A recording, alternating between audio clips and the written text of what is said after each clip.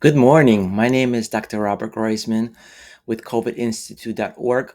And despite publishing the MTHFR B12, B6, B2 publication earlier this week, I'm still getting a lot of questions. So I decided to do a kind of a short version. Here's what you need to know. So, again, what is Mother FR?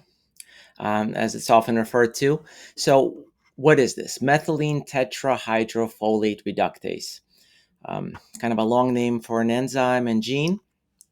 What is its purpose? It methylates or activates folic acid. It is the first of a series of reactions. The whole point of this is to eventually get the methyl group onto a molecule called SAM, which is the universal methyl donor. You can supplement with methylated folate if your MTHFR gene is not working or the enzyme is not working, but most of the time it's not necessary for the common variants that we see. You also need vitamin B2, which is riboflavin. You need vitamin B6, and not only do you need vitamin B6, but it needs to be activated. Okay, and this is accomplished through a process of B2 and B3, which is niacin. Vitamin B12, again, is also needed and needs to be activated. And we need two enzymes to do it, MTR and MTTR. So just to recap, you'll need the folic acid or folate, you'll need B2, B6, and B12. In order for this process to work, you need to have normal levels of B2, B6, B12, and obviously folate. If any of these are low, your body can't make these on its own. So if you're not absorbing them or you're not taking enough, you won't be able to activate folate or folic acid for that matter, which is B9. And again, you need the MTHFR gene to work. You need the B6, and you need niacin to activate B6, B12 for everything to work. Okay? B2 is also needed to activate MTHFR. This whole process, besides making SAM, also makes glutathione from homocysteine. This is a very important molecule that helps us deal with oxidative stress, specifically cellular oxidative stress. You can obviously supplement glutathione or NAC to bypass this mechanism. Methylation is also needed to break down and metabolize histamine. So, homocysteine, I mentioned it several times. Just know it's bad. If you have a lot of homocysteine, if it's elevated, that means that one of these processes is not working. You need methylation to get homocysteine back to methionine before it can donate the methyl group to SAM. High levels of homocysteine have been associated with POTS and MCAS.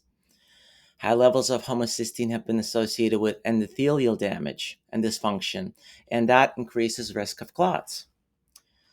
Homocysteine also has been shown to activate your sympathetic nervous system. And if you don't have activated folate, your body is going to be using choline through an alternate pathway to basically start the methylation process.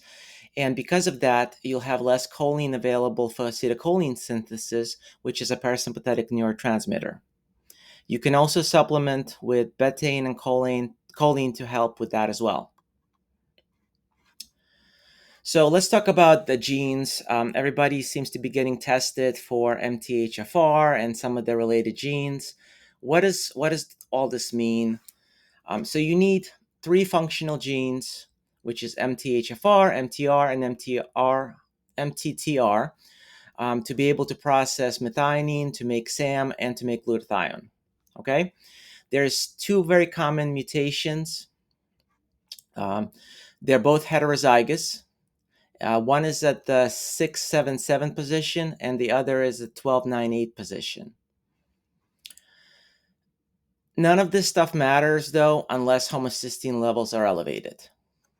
So you can get tested, you can have your genes checked if you really want to, but it really is not going to matter unless homocysteine levels are elevated, because that's what you're going to do something about it. If the homocysteine levels are high, you can supplement with folic acid and riboflavin. Even if there's a methylation issue, you could still supplement with folic acid.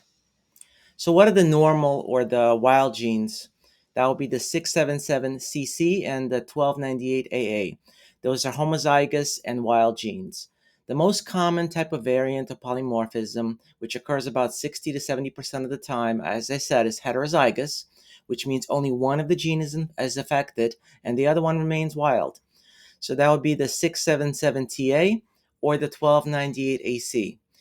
If you have this, which is, like I said, is the most common, there is not going to be any homocysteine increase typically. No increase in clots. Nothing really to do unless you see homocysteine levels elevated. 8.5% will have the homozygous version of the 677 mutation. Now, this does happen to occur with homocysteine increase. It's called homocysteinemia. And there may be a small increase in clots.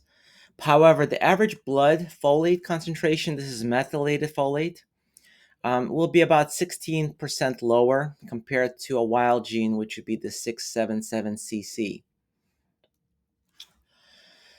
This one in particular can be treated with B2 because it works by a rescue methylation pathway, and it will increase, or actually it will decrease homocysteine by 22 to 40%.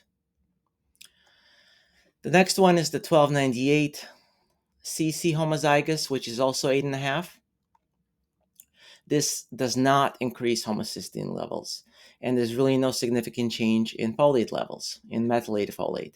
The last one is what's called compound heterozygous, and that is from the first group, you have one of each gene. Both genes are heterozygous. You have the 1298AC and the 677TC, and this behaves very similarly to the homozygous 677TT.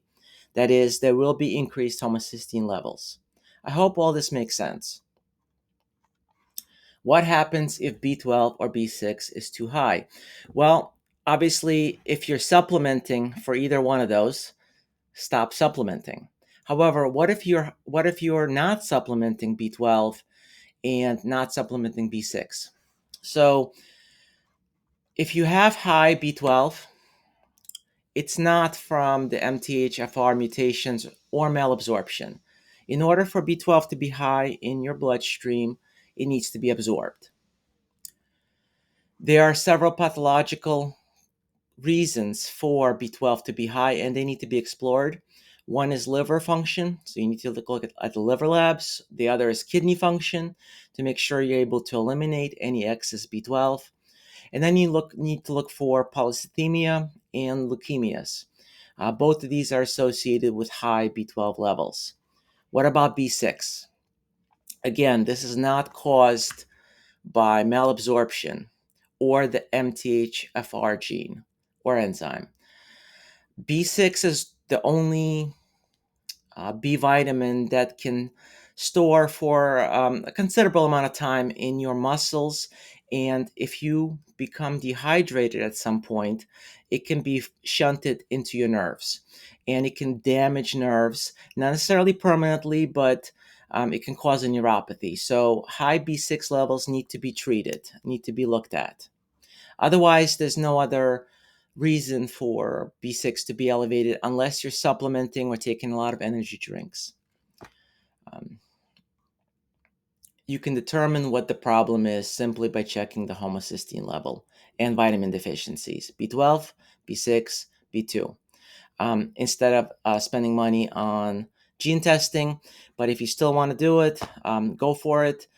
Anyway, thank you so much, and I hope that this clears things up.